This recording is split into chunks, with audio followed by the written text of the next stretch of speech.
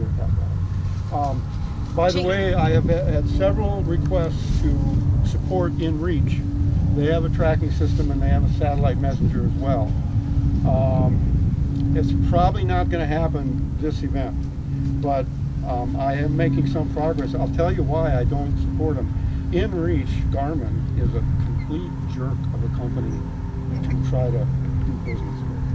Complete. I have never come across a company as bad as them. I got to know. No, we don't support that kind of stuff. Well, I have a back door into Garmin now. Thanks to Hogan Hack, the guy who runs Race Owl. He's our backup tracker. He had a guy from Garmin in one of his events that he was tracking, and so he got a back door into Garmin on how to get their data. It's not an illegal hack by any means, okay? I'm not doing any illegal hacking, but they do have a way to get it just like Spot has. They just don't tell people about it. But now I know it, but I don't have enough time probably to get it and test it and have it ready to go for this event. I'm working with a couple of water drivers right now as my test people. So by this time next year, I hope to support both Spot and InReach. But right now it's Spot only. So, the last thing I would say before anybody has a question, the last thing I have to say is the launch beach is on East Beach over there. I would suggest, if you haven't been out there already, that when you leave on Sunday, or if you want to paddle over to it, that you go over and check out the beach by Shelter 13 on the East Beach. Walk the beach, specifically look at where the sandbars are, because there's some sandbars out in the water, so you can think you're launching and boop, you're already on a sandbar. So check out the beach, scope it out, find out, where you'd like to set up, and if you're not the first one there, you might not be able to do it, but if you're there fairly early on Friday, you will be able to pick out your spot and get set up, and that's usually a good idea. Okay, any questions on basic stuff? Anything I didn't cover that you experts out here have done it before? If I'm missing anything, let me know. Paper charts? Huh? Paper charts? Paper charts? Yeah, paper charts. I don't use regular paper charts. What I do, and I don't have them here for this event, because I know everything by heart anyway. But on my regular event, I don't have paper charts with me. But what I do is I print them all out on waterproof paper.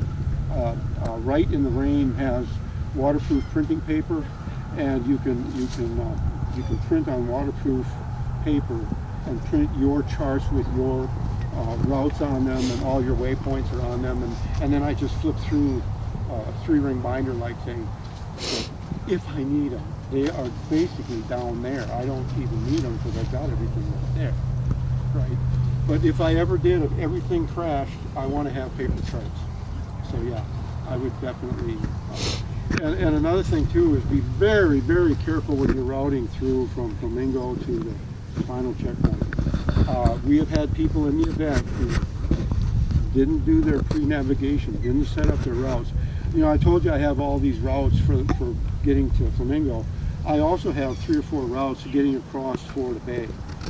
You've got the north route, the Alligator Drag over, you've got 50 Mile. You need to check out, and when you're doing your routes, this is very important. When you're doing your route planning, I use HomePort or some other software like that to do my route planning. But then view your route in Google Earth. Sometimes you will be amazed, because if you follow the charts, it'll take you right into some water you don't want to be in, right? If you look at it on Google Earth, a lot of times you can say, hey, wait a minute, if I move this checkpoint, or waypoint, I should say, from here to here, I'm not going to get in mud, okay? And so always check it on Google Earth, and especially when you're in an area like Florida Bay or going through the Everglades, check it on Google Earth. By the way, if you want to earn a gator tooth, somebody sent me an email about earning a gator tooth. What do I have to do? You've got to do the whole waterway.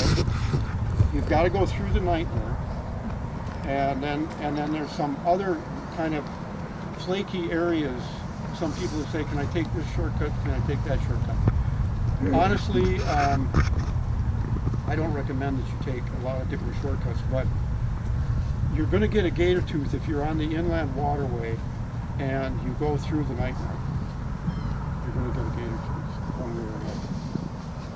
So try to do that, and I'll try to have some more specific. The actual email I got wasn't from anybody here about it. They were going to test their track, and they're going to tell me when they're done. I think they're going to do it next week. They're going to take the route that they were asking about, and then I'm going to be able to look at the route and I'm going to say, yeah, that's a good route, or no, it's not. And it'll get posted on the internet.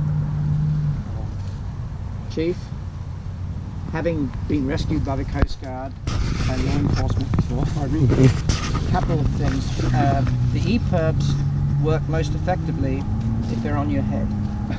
If the EPIRB is on your shoulder and you're in the water, or if it's in a pocket, which is where we tend to keep it, they're not going to get a signal even if the antenna is pulled out. Yeah, that's Velcro on a yeah. hat. You could put it up on your head, Yeah. or you can float and actually float. What I like to do is float on my back and hold it where I can see it, but make sure it can see the sky and it's not covered by water, or it's not. You cannot put it in your pocket. And don't do what one water triber did. She was fairly close to shore. She capsized. She got out, and when she got in her boat, she actually laid her body weight, and the EPIRB was crushed on the side of the boat. So now she's got an EPIRB that sort of works and sort of doesn't, and she doesn't know it. Okay, and the Coast Guard calls me and says, "We got this SOS. You know what's going on?" And I said, "Well, let me look." And I go down the chart. There's nothing wrong with her spot. She's close to shore. I said, "Well," I said, "You know, is she still sending?" "No, she's not sending." So they weren't getting a signal. They got one burp on the EPIRB and nothing more. Now, she made a couple mistakes there. First, she damaged her EPIRB. Second, she didn't send the SOS on her spot. She could have, but she didn't. And then, instead of taking care of all this stuff, she went into shore. She was perfectly safe, and the Coast Guard is looking for her, and we're looking for her. And finally, okay, it all made sense. It all came together. But she made several basic mistakes, and I don't want any of you to make that mistake. Don't crush your EPIRB, first of all, your PLB. And when you use your PLB, use your spot. And she was not in danger. She was able to get to shore. She could have easily just gone to shore. But, I'm not mad at her. I was a little irritated, to be honest with you, at first, but I got over it. She did a Water Tribe event after that, and she did just fine. She's wonderful. But don't do that. Don't make 2 or 3 or 4 mistakes in a row. That's how bad stuff happens. Okay, any other questions? Okay, here's what we're going to do. You can launch now. You all know where Shell Key is and where we're going to camp. Now remember, there's a fence there on Shell Key. You cannot go north of that fence. It's like a wildlife sanctuary there. You cannot go north of that fence. So when you're coming into the beach, watch for that fence and come into the south of it, okay? And we're going to be camping. No, that's a very popular place. There's going to be other boaters there. Do the best you can, but we're going to be camping as close up in that northern region by that, not right on the fence, but in that area right up there is where we're going to camp. On the exact opposite side of Shell Key, there is an alternate landing. If the weather's perfect, but if it wasn't, you could go in on the alternate side. And the landing is kind of full of bushes and stuff like that, but you could drag your boat to the good camping area and camp there if you have to land on the other side. Very, very shallow water out here.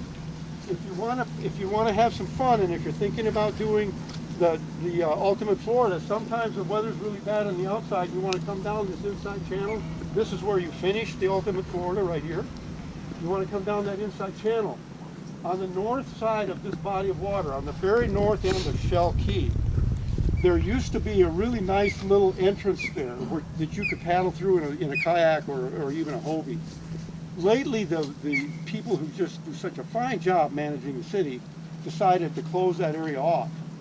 So now it's a sand beach area kind of where we used to be able to paddle through. You can still drag your boat over. I don't know if they have signs against that. I don't think they do. But if you were coming in there, you can drag your boat over and then come down that channel. Now, why do I talk about it? We're not in Elkhorn, Florida, right? Well, it can be a really neat paddle. Paddle up here, on the inside of Shelf